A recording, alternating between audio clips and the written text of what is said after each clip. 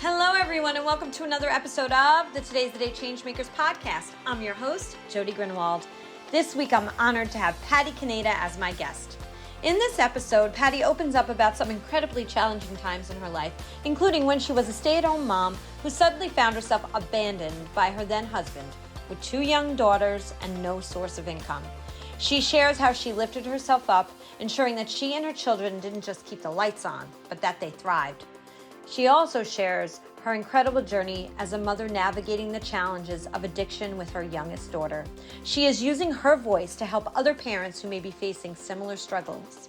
Today, Patty is thriving as a real estate agent with NestSeekers, an innovative firm in the expanding global real estate market. Patty found love again 12 years ago and married her sweetheart over a year ago, bringing new joy and support into her life. If you or someone you know is dealing with addiction, remember there is help and ongoing support available. Alcoholics Anonymous, AA.org, Narcotics Anonymous, USA.NA.org, or contact Substance Abuse and Mental Health Services Hotline, 800-662-4357.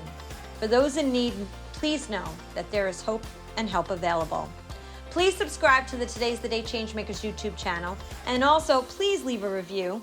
We are streaming on most streaming platforms, and episodes have been downloaded in 833 cities around the globe. Thank you, thank you, thank you. Have a great week, everyone. Hello, everyone, and welcome to another episode of the Today's the Day Changemakers Podcast. I am Jody Grunwald, and as I say every time we have this podcast, I say that I interview the changemakers, the inspirers, and those who are disrupting the status quo in the best way possible. And today, I'm so excited to have Patty Caneda with me. Hi, Patty. Hi, Jody. How are you? I'm good. I'm so happy that we can do this, and we've known each other quite some time via social media. And our but now and then finally, I don't know how many years now since getting to know each other via social media, we now get to sit and talk because we recently had a conversation that really sparked something in me to want to share your story, as the what you're going to share can really change a life. But before we get to all of that, I want to read a little bit of your incredible bio that you sent me. So let's do a little bit of that right now. Patty is a New Jersey native, raised in the north part of the state and residing in the Jersey Shore for the last 22 years. In the early part of her career, she worked as a mortgage broker for over a decade. She spent 7 years in hospitality as the owner and operator of her own gourmet empanada shop, which I loved, and upscale Cuban restaurant and bar. Patty wholesaled her empanada products to grocery stores, food trucks, and hospital pharmaceutical corporate cafeterias. She spent most of her career networking and connecting with her local community by volunteering, mentoring, and expanding her brand outside of the shore. She shared her story and industry experience on platforms provided by local colleges, networking groups, radio, and television. And her passion and experience in commercial and residential design was the catalyst for a transition back to real estate on the agent side, which are doing such exciting work. And as a realtor, Patty was the first in her agency to close a deal within her first 2 weeks. She went on to make Rookie of the Year while becoming one of her agency's top performers. She's qualified as a member of the Circle of Excellence Award every year and was featured in the top 10 list for production of units volume over the course of her career. Patty's immersed as a full-time agent, offering more than 20 years of marketing experience, housing market insights, and negotiating power to close a deal. And as a professional, she has attributed her success almost exclusively on positive referrals and devotion to her clients. She's fluent in both written and spoken Spanish.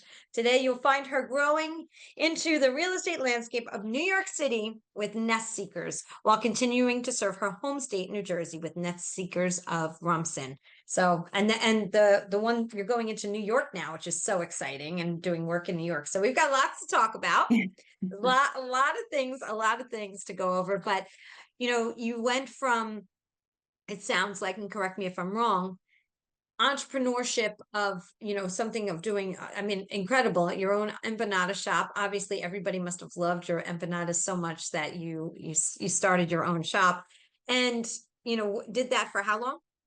7 years. 7 years. And before that, though, you were a mortgage broker. Correct. Yes. And when I opened the shop, the day I opened the shop, I had only ever made empanadas twice in my life. So this is a great, this is so good, because we have to hear more about what was the catalyst then, just doing it twice, to then going into making this kind of your work, your career? My children. I was a single mom. I was kind of catapulted into an unexpected divorce. And like so many people out there, it wasn't, the aftermath of, really healthy co-parenting and good divorce vibes. And what that meant for us was a lot of struggling financially, in so many ways. And so the hustle kind of went into high gear when I realized the picture was getting dire. And I thought, well, what can I do? I can cook. I've got my grandmother's recipes. I always said I measure with my heart, and Mhm. I think I Love can that. do this. And I thought, more importantly, as a business, the landscape really didn't offer the diversity in that type of food product. And I thought, I can do this. I can kind of fake it till I make it, and everybody will be excited. I'll make it fun. And that's just kind of how it happened. That's amazing. And it's, we don't talk a lot about in on this podcast a lot about sometimes what it takes to get us to where we want to be, meaning that you've got a divorce, a tough divorce, single parenting. It's a tough time. And we don't talk about a lot about that specifically on the podcast, but we do talk about, I should say, where we want to be and how we want to grow to that. Sometimes it takes a catalyst like something like that Right. that brings us to that space. But you moved away from the empanada shop, and what made you do that? I merged with a partner who wanted to finance a bigger version of what we were doing. Mhm. My original thoughts were to merge with my partner and get the product into airports. I thought it was the perfect, post security airport food. Between Cuban sandwiches, empanadas, and coffees, I thought that was the perfect way to kind of grow. And we kind of decided on doing more of a local branding before we went into that type of expansion. So it kind of created this enthusiasm to recreate a Cuba that I used to hear about from my grandmother, the Cuba before Castro, the Cuba of the dancing days, and the familial, beautiful things that made them miss their home so much. So I kind of focused a lot on, reimagining that in the restaurant and making it that old vibe. And so the design part of it was a big project for me. And then, of course, working with the food and getting all of the right people together. And it turned into this really beautiful concept in the end. I loved that project. Yes, and I can honestly say I visited that project myself, and it was an absolutely beautiful project with Thank you. beautiful products. And so, yes, and it added a new flair for the to the community, and that's amazing. But Mhm. now it seems, with your transition into the work that you're doing now, I can say from looking from the outside too, and you tell me what the inside's feeling is, that I also see you have a tremendous glow in the work that you're doing right now. And that's also beautiful to see with nest seekers. And you told me some stories when we met not too long ago about the types of people you're working with and the types of work you're doing. And from the larger home scales to even referrals to private jets and things like that sounded like totally incredible. So tell us about the work you're doing and a little bit about Nest Seekers. Nest seekers is kind of real estate on a whole different level. If anyone's familiar with Million Dollar Listing, Selling the Hamptons, that is Nest Seekers. Nest Seekers was born a marketing company that was based on real estate as opposed to being a real estate brokerage. And so what happened was our CEO, Eddie Shapiro, said, you know what, I'm going to partner with these big networks. I'm going to contact Bravo, Netflix, BBC. We're going to create platforms where our agents are visible, and they're visible doing big things. It's going to create a brand. The genius behind that ended up becoming a huge global, beautiful project for his vision. And so when I got into real estate, I started with Remax. It was one of the best experiences I've ever had in business as a whole.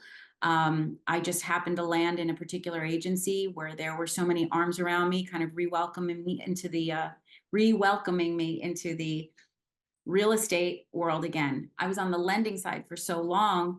I didn't have that personal experience with my clients. Everything was done over the telephone, and over the years I realized I really am an in front of you people type of person. And so when I got welcomed into Remax, I embraced it. I just kind of put my head down and I said, I'm going to do this. And I started to fly. And within a couple of years, I started to realize that I wanted to do more. I wanted to get into development projects. I wanted to expand into other territories. And when I had that conversation with my brokers after deciding that Nest Seekers was going to be the segue to that, they were very supportive. They knew that I had kind of hit my ceiling. And so when I transitioned to Nest Seekers, I kind of got brought into this world of opportunity. Nest Seekers has different verticals. So we have a jet brokerage and a private yacht brokerage. These are all clients that dance within a realm of wealth that allows us so many avenues to grow. But what I do say to people all the time is, that is a portion of what we do. For me personally, I haven't stopped being that local agent. I haven't stopped being that local presence. Some of my clients have mobile homes. Some of my clients are selling, a house that's around the corner from mine even. I consider myself an agent with a global reach. And that means that if someone wants to buy a house in Spain, I can do that for them with Nest Seekers. That means that if someone, wants to buy something on an island, I can take them there on a jet and I can show them that project and I can be the agent to facilitate that. But when, my Uncle Joe has a cousin who wants to sell something, I could do that for him too. And that's what I loved about it is I get to stay grounded and still connect with everybody locally. And that's really important to me, to not lose touch with everyone that I am ingrained with in my community. Yeah, and I celebrate that because that's beautiful. You the best of all worlds, right? You're Right, not just right. I'm the same way. I Well, you like know to what I have say? it. I say I like to mop the floor in my glass slippers like Cinderella. Like she didn't have to go to the castle and not do anything, right? I'm sure she cleaned the castle too, because she didn't stop being Cinderella. So that's what I say. I love that saying. That's awesome. That's a great one. It's beautiful. So going from food to this, how did that feel for you? Great. Yeah. I'm going to say this. I say it every time I get asked this question. Food is the hardest industry that exists. You're going to learn every tough lesson. You're going to deal with every, character that you have to contend with to compete in this industry, whether it's a food rival, whether it's an employee, customers can be tough. Um, I learned so many lessons that I never learned in business before. And it made anything else that I was going to do feel easy. Um, I learned that, one of the things about the food industry that kind of for me was frustrating was the Groundhog Day portion of it. You'd kind of kill it in the kitchen on a Saturday night. You're feeding 200 heads. You drop your spoon. You're exhausted. It's over, and then you start all over again the next day. So I walked away from that industry feeling so much respect and regard for everybody who lives in it lifelong. It is not an easy industry at all.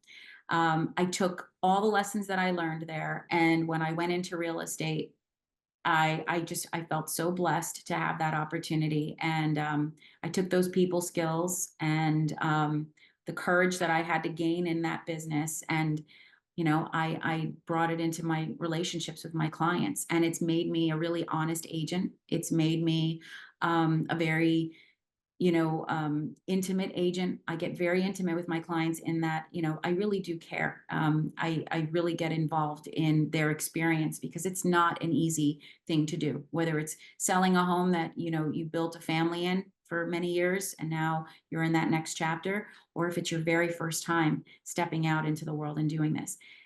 Everybody has an emotional cycle.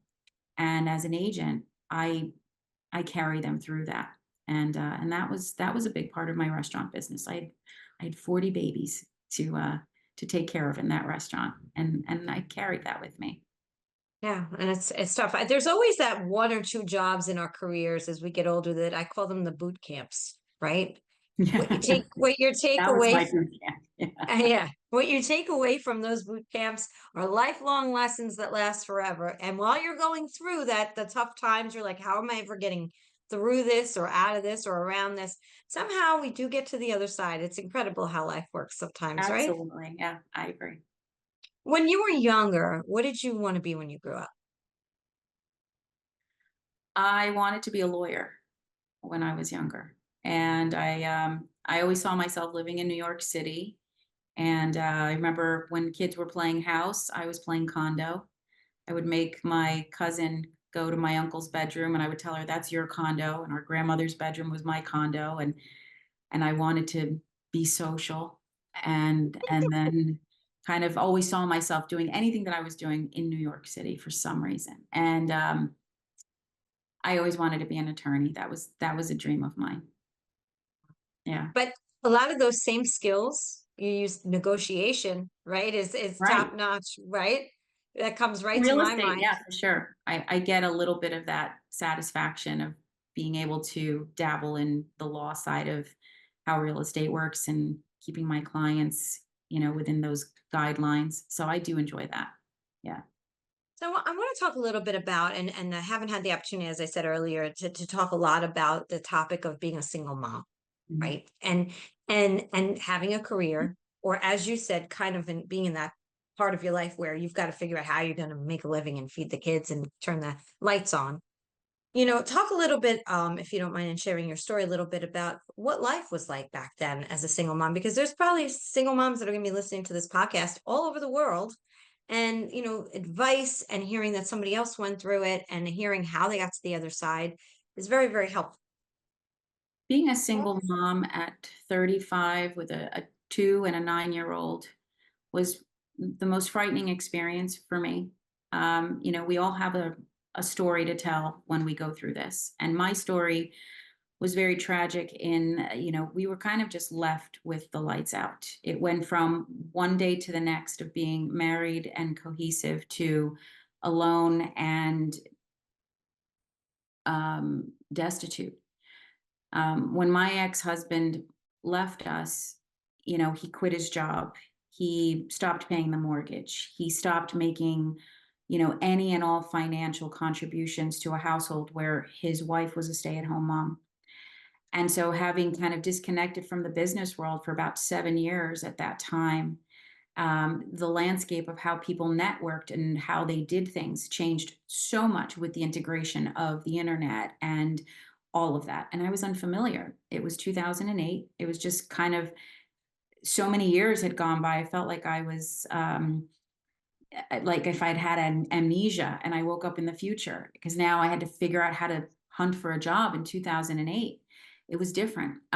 It was scary. It was difficult. It was fight or flight mode 24/7.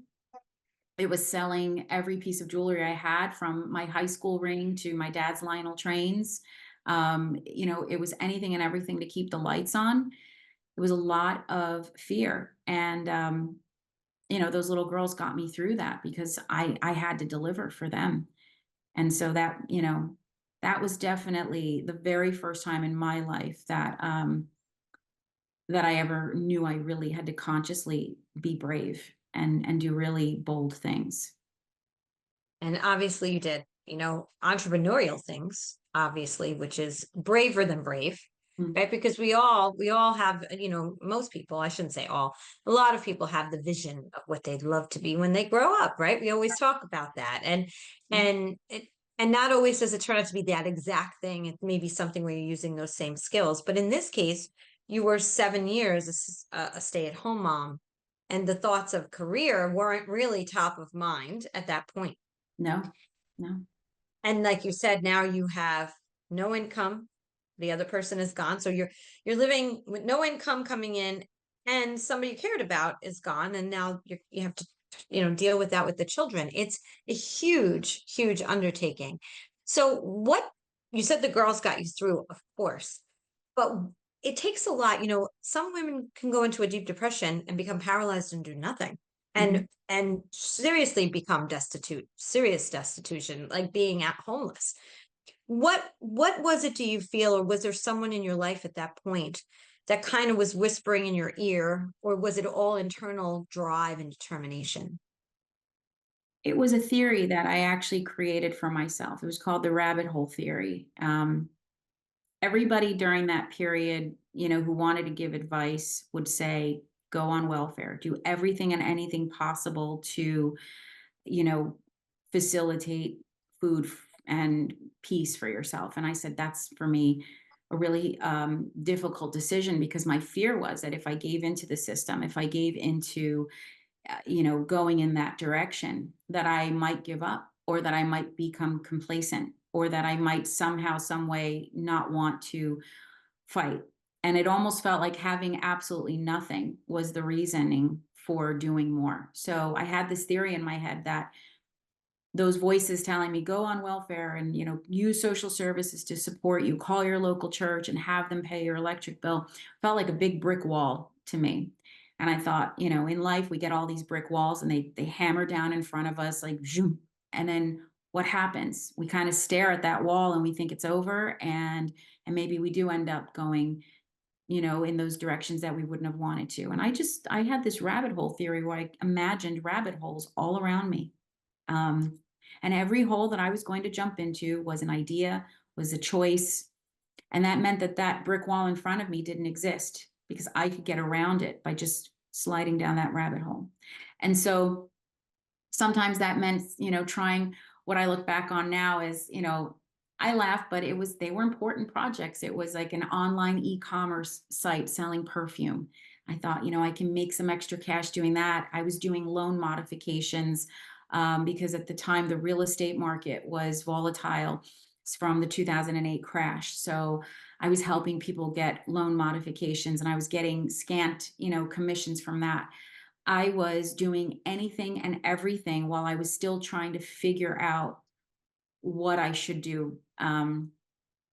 And I just didn't stop asking for support, whether it was a part-time job here, a project there.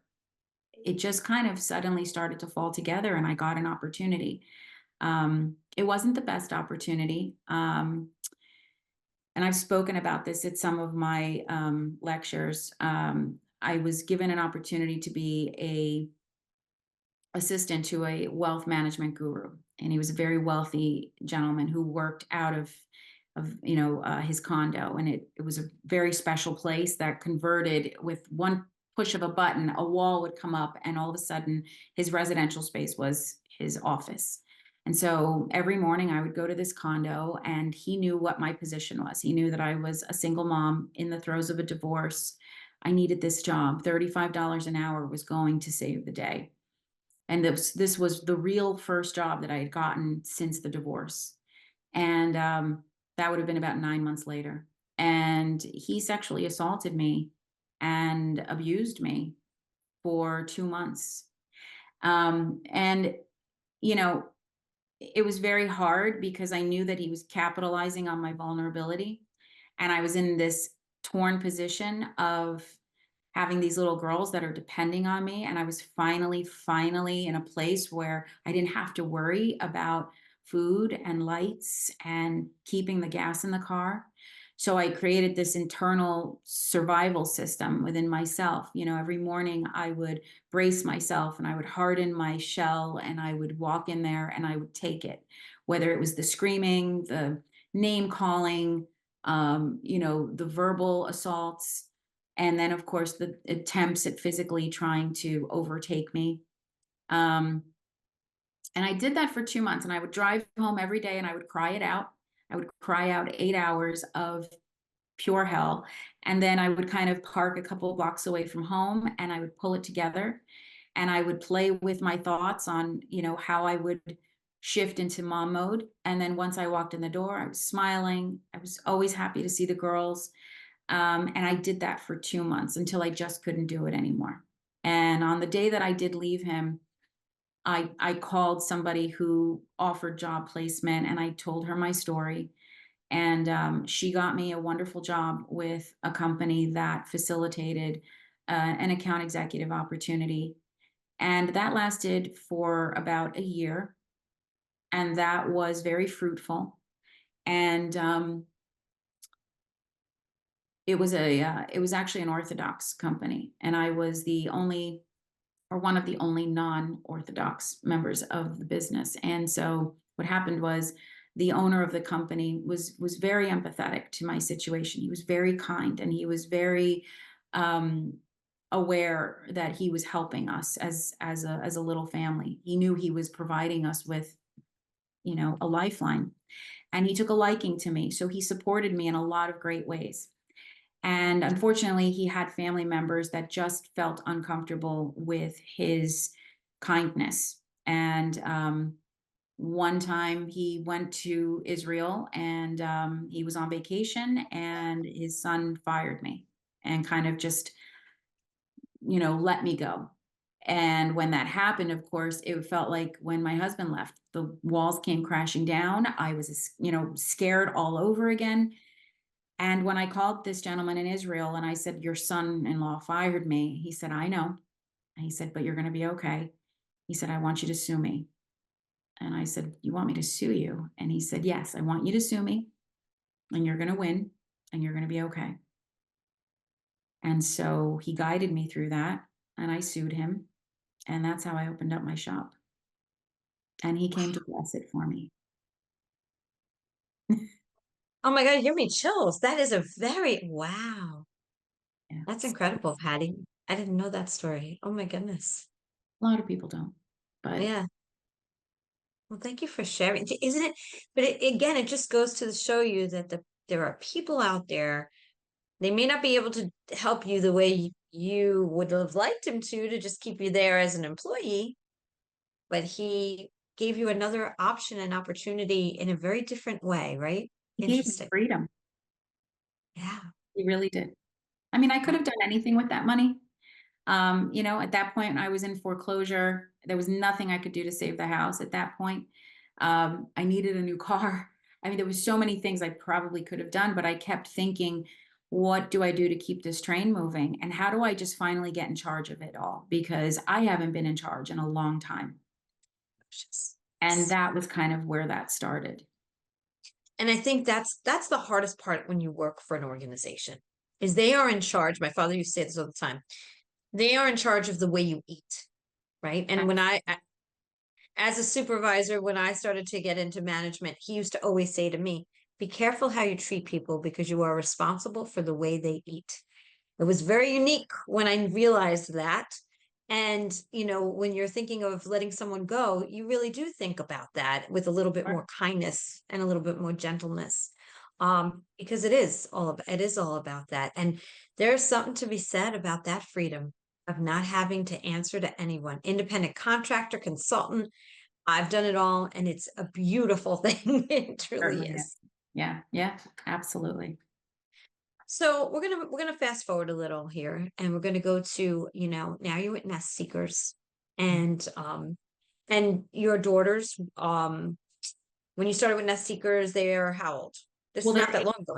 no, I started with, it'll be a year in November. So they're 18 and 25 now.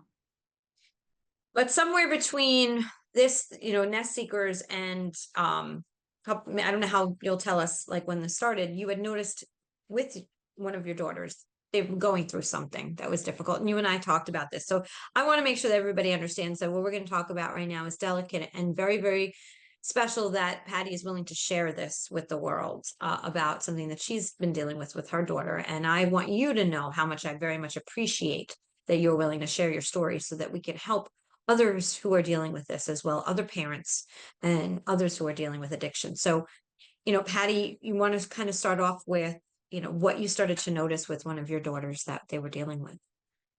So right around the time that we were in hibernation during COVID, my daughter was spending a lot of time upstairs in her room, and it was kind of unnoticed for a few months, and then I kind of started to realize that my daughter was no longer engaging with the family. And because there were so many emotional things happening during COVID, I thought, well, she's an eighth grader. She's sad she didn't get to see herself graduate properly. Maybe she's going through a little bit of a depression. She's an adolescent. I want to give her space. I'm in the house. We're not really too far apart from one another, but we felt like a world away from her. And I would say by the time it was February of 2021, Elizabeth had lost 56 pounds. And she was vomiting every single day. And I just couldn't understand it. I had taken her to the pediatrician, and the pediatrician had said that this was anxiety. And his real life advice to us was she should take up fishing. She should take up a hobby. She should do something to cope with it. And she should pretty much toughen up.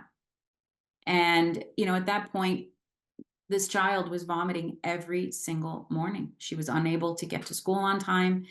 It was causing her great physical pain. And I would say it was within a couple of months of that time causing her great emotional pain. Our dog had passed away about 2 months after this February doctor's visit.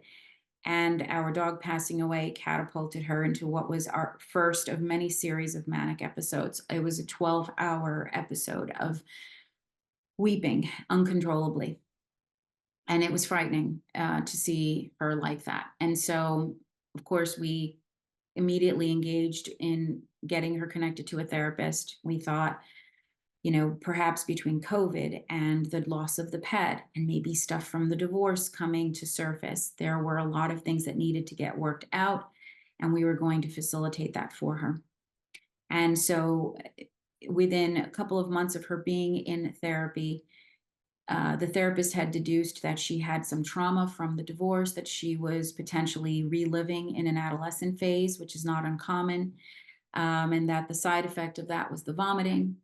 But the episodes and the maniacal moments were very new to us as a family. This was not someone we recognized. It was never her bedside manner. It was never her demeanor. And what I mean by that is, if she walked by you and the wind blew the wrong way, it was an instant, chronic screaming, breaking down, panic attack, punching the walls. It was very heavy. And it was starting to feel within months that we were in a very desperate, frightening situation. I thought my daughter was losing her mind. And so we were making this therapy a lot more intense for her. It was 3 days a week. It was family engaged. It was in every way possible, trying to get to the crux of this. I had brought in a gastroenterologist to start seeing over the issues with her stomach. I couldn't understand the vomiting. It was just so violent. She was never getting to school on time anymore. And so we had to get a 504 in place so that it was okay for her to show up 2 hours later. A lot of those mornings, I would wake her up for school. And as soon as she would realize that her eyes were opened, it would either go from instant anger to instant weeping. And that would, for us, mean as a family that we were now in for probably about 2 hours of screaming, yelling, vomiting, crying, all of us. And so I would say that by the spring of 2022, she was down to almost a size 0. And she was a force to be reckoned with in this house. It was tiptoeing around her. It was very emotionally necessary to coddle her in every whim. I felt like my parent card was being taken away because I could no longer discipline her as a parent. It was seen as an attack. It was seen as an onslaught of cruelty on my part, where she couldn't, define the line between love and hate anymore. Everybody hated her. We were all her enemy. And so my now husband, who has been with us for 12 years, came up with the genius idea to go upstairs and just check out her room one day when she wasn't home. And so up he went. And it was there that we found that our drain pipe outside of our home was loaded with marijuana carts. The underside of her carpet had been, she would pull it up where it was tacked down, and she would load the residual empty carts under there. stuffed animals were cut open and filled with these drugs. And I thought, this is, you know, this is not her. What is going on? I felt a weird relief in that moment because I realized it was the drugs and that I wasn't possibly dealing with a daughter who had lost her mind, but a daughter who was now addicted. We instantly, and when I mean instantly, I mean within hours, we're switching her care from, trauma therapy to addiction therapy. We met with an IOP program. She was angry. She felt exposed. It explained a lot. It explained why I was missing $5,000 over the course of time. It explained why so many things were happening in our home. It was addiction all along. And in this window of time, she was very, very deeply addicted to the marijuana card. So I had to get educated on what was happening to her. At that point, she was still vomiting every day. She was not eating. These cards are filled with chemicals, over 300 different kinds of chemicals. And I tell people, this is not, your Woodstock weed. This is serious business. This is legal now and very easy to attain. Snapchat was kind of the vessel to getting it. I learned about how the folks who distribute this stuff have special emojis with their contact names that will indicate to any stranger that this is what they do. And if it's cocaine, it's a snowflake, ice cubes, leaves. I mean, all kinds of ways to communicate that they are a source. Good luck getting an addict away from their phone and turning it off. It's going to mean that your home is going to get damaged. It's going to mean that you're going to get physically attacked. And so for the parent who doesn't understand what it's like to live with a child in addiction, all of those rules just don't apply when you're living with someone who is suffering in this way. And so it was very difficult for us to try to make her healthy because she just wasn't ready for that. So by the summer of 2022, she had her first hospitalization. The vomiting was now continuing past that 2-hour mark that we were so used to. It was now extending into 24 hours nonstop. And what I mean by that is, not 5 or 10 minutes would go by without her doubling over and just dry heaving and getting to the point of exhaustion and dehydration. She needed hospitalization for that. And so on many occasions, we were in the hospital with her. She had a 2-day stint in the hospital that drove her into pancreatitis because the marijuana use, throwing her into CHS, which is cannabis hyperemesis, causes this vomiting. It's basically an allergy to marijuana. It's an allergy to the THC. And so for the people out there who think that if she smoked, marijuana grown in a pineapple organic field out in Hawaii, that might be better. It's not. It's the THC. It doesn't matter where it comes from. The marijuana is the monster, and it is the culprit, and it is the inducer of that side effect. And so the only way for it to stop was for her to stop. So she was in that window where she was experiencing the marijuana as a gateway drug, pivotal moment. I wasn't doing what it was doing for her anymore. And so she decided that she was going to try other things. And so her involvement in drugs became mushrooms, acid, cocaine.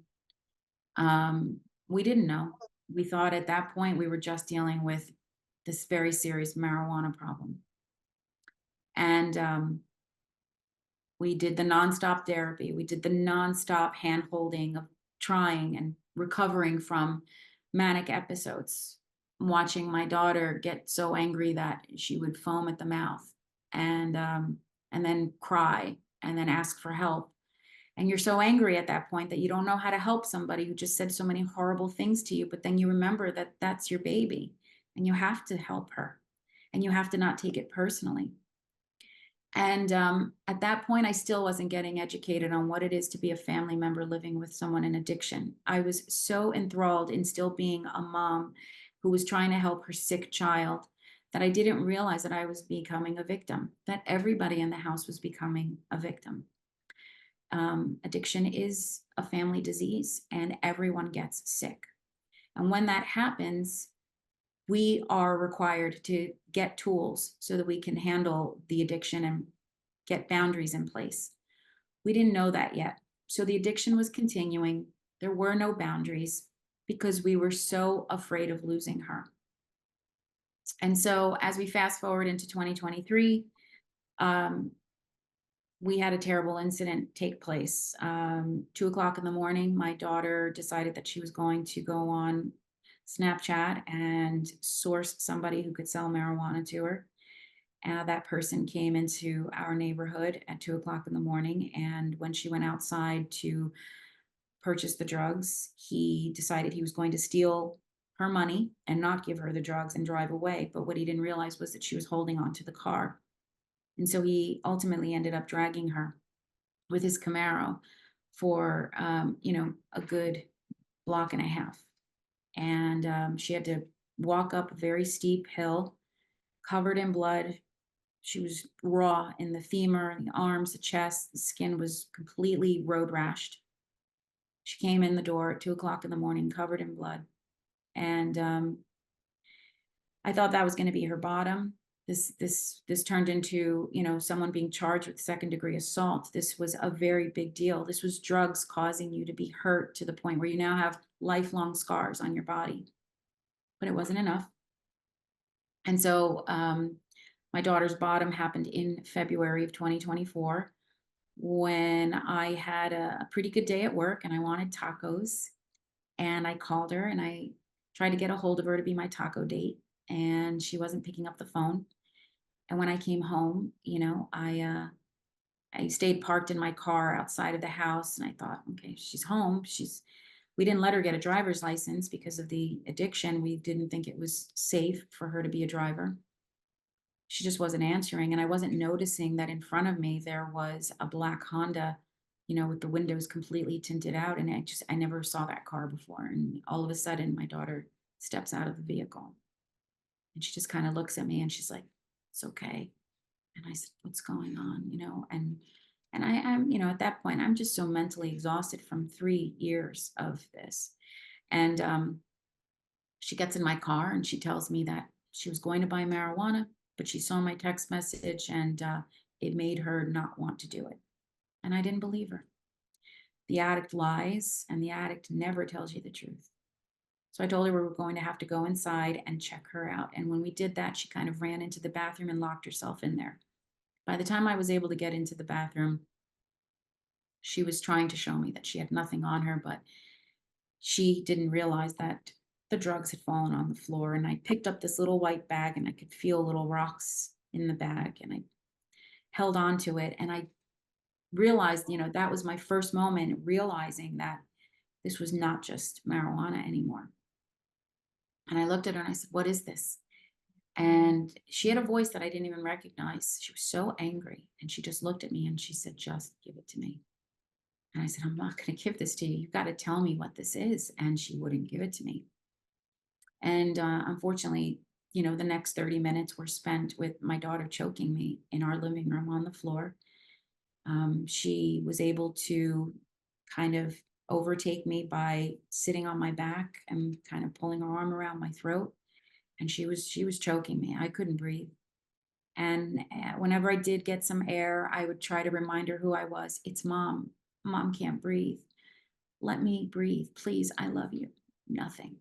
I kept looking at the door, waiting for someone to walk in and save the situation. And I thought something bad's going to happen any minute now. And so I realized in that moment that I had pantyhose on. So I took the drugs and I slipped them into my pantyhose and I pretended like I dropped it. And she was like a spider, kind of just all over the floor. And I ran for my phone and the door. And when she realized that I had the drugs, she ran into my car. She told me to give her the drugs. I was driving to the police station. And when she realized that, she threw herself out of my moving car. She rolled down the street and I kept going. I told the police the code to get into my house. I told them to press charges against my daughter. I told them to take these drugs and test them. I told them I wanted to file federal drug charges against her. I told my daughter it was game over. There was a paramedic checking me out. I had contusions in my throat. I had a busted lip. It wasn't the first time that she had put her hands on me, but it was the worst time. And it wasn't until my daughter was arrested and realizing that this was becoming her life, that in that cell at 18 and knowing now that the consequences would be different, that she had to make a change that I didn't really believe was coming. I had no idea that these were the thoughts that were happening in that cell. I just was coming to terms with the fact that I was going to probably have to give up um, our life as a family until she could find a way to get straight and come back to us. She made a very conscious decision to do the right thing. We got connected with a recovery foundation where, on a weekly basis, we attend family recovery meetings. We made a very conscious decision to bring God back into our lives. We have not missed a Sunday Mass. We go to church as a family every Sunday. I am now a member of the Rosarian Society of our church. We pray the rosary and we raise funds and do charity work and that kind of thing. She's now a full-time college student. She works in a health club. I her back. She is 8 months sober and recovering nicely. And she's very aware of what she has put her family through and where she was potentially going. And she made a change that I did not ever think would come back, but we got our girl back. And that was kind of the miracle in all of this. So, yeah. Yeah, it's wow. You are a strong, strong woman, I have to tell you. Because it's not just this, we talked earlier, which is why I set it up the way I did, was to talk earlier that you've been through a lot as a mom, then a mom, a single mom, then dealing with finances, Right. which scares you, to then going and yourself having some abuse happen to you in the workplace, to then, and when I hear you talk about it, right, you can see the work that you have done. You can feel it on this side of the screen internally. Not to say that you're ever done with that work. That's ongoing work to heal through all of that. But the fact that you've been through all of that and you can share that story gives hope to that other mom somewhere that's listening that there is another side. Now, it's an ongoing process, right? 8 months, but every day is a new day. So, how do you stay focused on the positive, feeling continuously inspired, and just staying in it? Because it's easier in some cases. I've seen families push their child out, and you said, no, we're going to wrap our arms again around her because we feel like she's changed. So, how do you get there, and how do you wake up every day feeling that new day of inspiration for that mom that's somewhere that's not feeling that way today? I think the really important thing is in these recovery groups that I go to, I have learned the value in boundaries and establishing those boundaries with your difficult one, as I call it, means that they know that there will be an absolute consequence to life going back to as is. It'll never go back that way. When you arm yourself with the protection that you owe yourself from that difficult one, and they know it, and they know that you're going to follow through. It does create like a kind of a core strength in the household. She knows that if we find drugs again, she knows that if we are seeing patterns that are looking like what it used to be, she will have to live someplace else and she will have to find her way until she is ready to do the right thing and live right. Um, you know, the paranoia of relapse is always there for a family member who has lived through this addiction. Relapse is a part of recovery. We have had a couple of slip ups, as I call them. We just haven't delved back into full active addiction, where it has overtaken her. But in accepting that relapse is part of recovery and in supporting her to setting the clock to day one again, we keep instilling in her that self value that she needs to stay clean and sober. When you're in addiction, there's self loathing, there's no self love, there's hopelessness, and hope is a very fragile thing, but hope has to exist in order for people to recover and live right. And so on the day to day, you know, now that I've got my mom card back, because in sobriety, those boundaries are respected again. That discipline is wanted. Kids like boundaries, kids like to be held accountable. Addiction takes that away from them and it robs them of the ability to grow and understand their parents and why their parents do what they do. It's just a big cloud of hate, really, that they live in. And so in sobriety, I'm able to keep her on track. She's on time for things. And believe it or not, that was a big problem in this house. In addiction, anything goes. And we were never on time for anything, because if we were in crisis or if she wasn't moving fast enough or she was too high, nobody was getting anywhere. And so the fact that we're on time for things now is a big deal around here. She's got a full-time job and she is thriving. We make conscious decisions. Don't work in retail, don't work in food. Drug use is prevalent in those environments. It's a truth. It's a reality. I owned kitchens and I know that, and we've said you've got to people, places, and things. Surround yourself in places where you're going to be inspired, not, you know, tempted.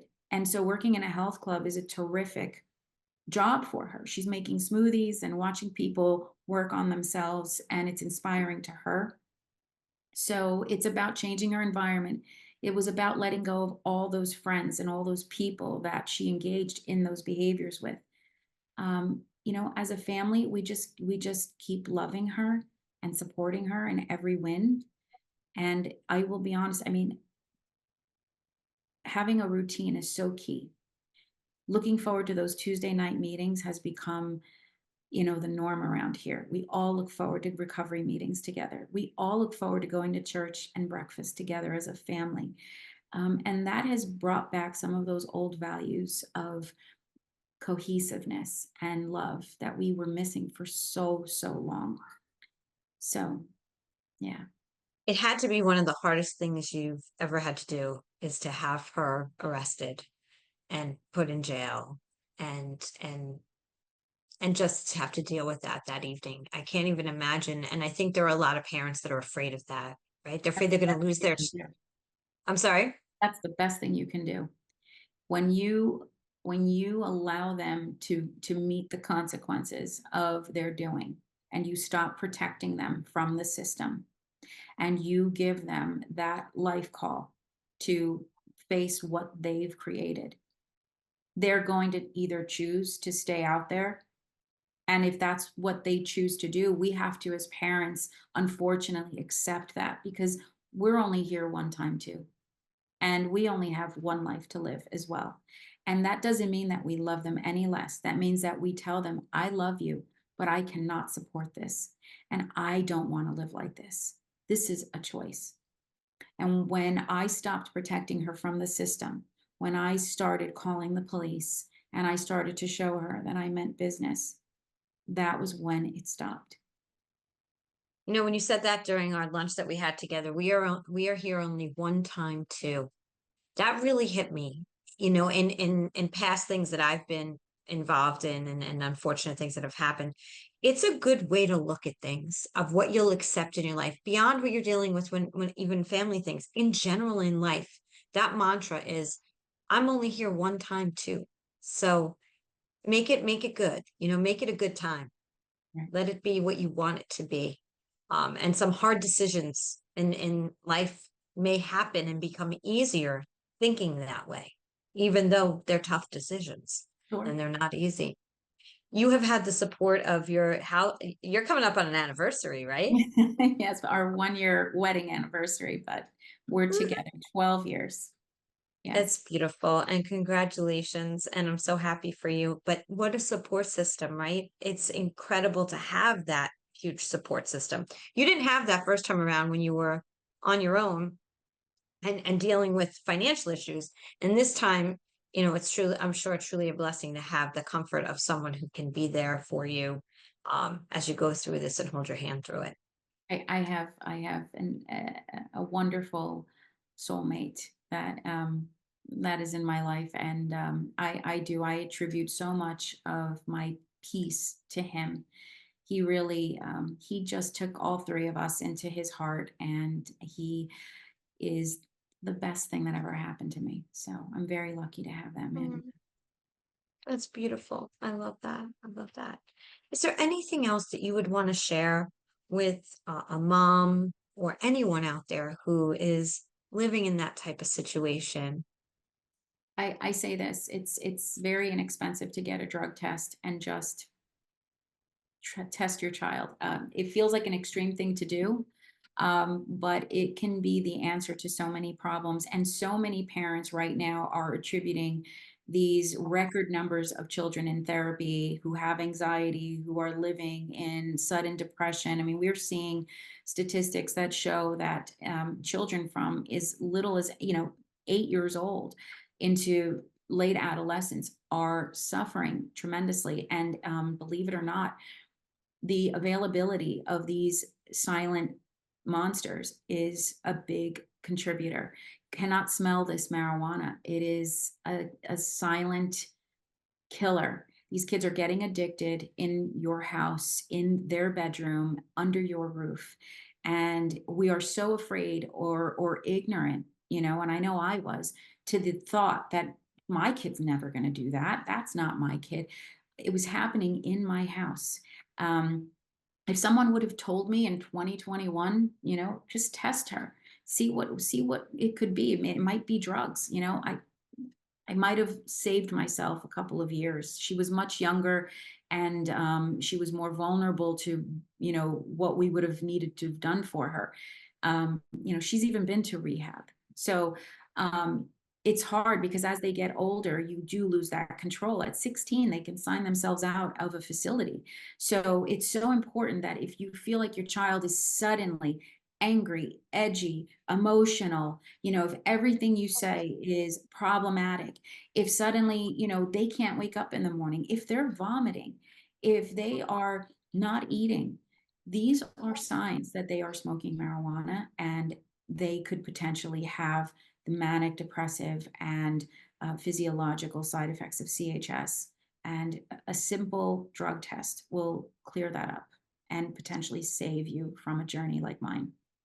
It's interesting. A lot of people, there's conflicting views on whether or not marijuana is a gateway drug. You ask some people and they'll say, that's ridiculous. Absolutely not. You ask other people and they say, absolutely. I had friends that are not here anymore, started with that and moved into things that they shouldn't have due to a lot. One lost her mom and the other, just kind of fell into it too.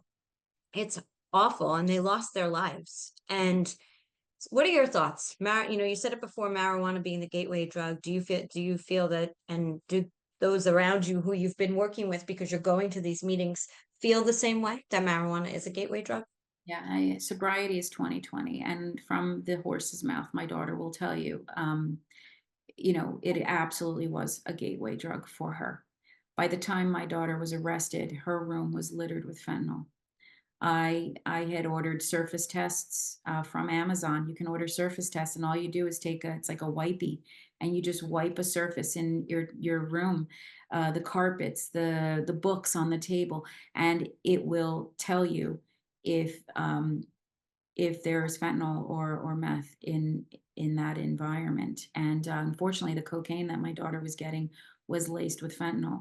So she will tell you, that at some point the marijuana was leveling out. She needed more and more, and she wanted a different feeling. And those cravings to feel something different mean trying something different. And when you buy your drugs from somebody over and over again, just like any business person, they would like to expand their, repertoire of opportunity with a client. And so how did it get introduced? They put a little something extra in her goodie bag, and it started off with a freebie. She liked it, and before you know it, she was doing 4 grams of coke a day. It was that easy. I really can't tell you how much I appreciate you sharing something so personal here. Um, because as we said earlier, it could save a life. And I hope you'll keep in touch and let us know more about your journey, because I think a lot of times we'll have a podcast like this and then we let it go, and we don't know what happens, and we don't know what else is part of that journey. And I think the more we can share these type of stories through any opportunity, will help someone out there. I mean, she started at how old again? 13. And she's how old now? She'll be 19 in November. Yeah. So it's a journey, and it will continue to always be that type of journey. And just the hope is it'll just keep getting easier and easier and easier. And with your love and support, that's all you can do, right? That's all we can do. So, and then flipping the page here, I wish you so much luck with Nest Seekers. It sounds like you're so excited about your career, your love, and your life and where you live. Like, I just know that you're just you shine, you do, and all the things that I see you do on, like I said, on social media, you always have a smile, Patty. That is for sure. Even through all that you were going through, nobody on the outside. That's the one thing I will mention too. So much of us hide that other side, that all the stuff that's going on. You put on that happy face, right? And it's not always easy. So you don't really know what's going on in somebody's life. I will ask you that real quick question. How did you put on that happy face during this hard time and difficult time? Believe it or not, I really am very genuinely a happy person. And when I would go through a crisis with my daughter, let's say at 11 o'clock in the morning, and I'd spend 3 hours suffering through that with her, and now she's calm and quiet, I would instantly pivot and think of something that's going to help me recover from that 3 hours. And whatever that is going to bring me joy, whether it's my work, whether it's going to the gym, whether it's, calling a friend. I am constantly always searching for ways to be happy. And I just naturally am a happy person. I just feel like when there's a crisis and it weighs me down, I have to deal with it and manage it. And then when I do that, I just go back to me, because the real me is a really happy person. So I live in that light. And actually, in the throes of her most heavy addiction was when I sold the most houses, because I feel like, there were many times where she would call me, in addiction, screaming, and I'm with a client, and I would have to mute that call, do what I have to do. I had to continue to gain some kind of self-worth, because as a parent, we're going to blame ourselves. As a parent, we're going to be blamed. As a parent, we're going to feel like a failure. And I have cycled through so much pain and failure through this divorce of mine. I haven't even touched on the non-existent relationship that I have with my mother, who was, an abuser to me my whole entire life. I don't have a relationship with her at all. That's something that, hurt a lot in this addiction, because I needed my mom. There were many times that I needed a mom to call to tell me I'm doing okay. Um, but I found that in my husband, and I found that in myself. Um, Life is just so beautiful and short. And I just want to be as happy as I can in between all the BS, to be honest with you. It's just kind of how I see it. That is such a great, I love that. And it's so inspiring. It truly, truly is. I swear I have it written down. We are here only once.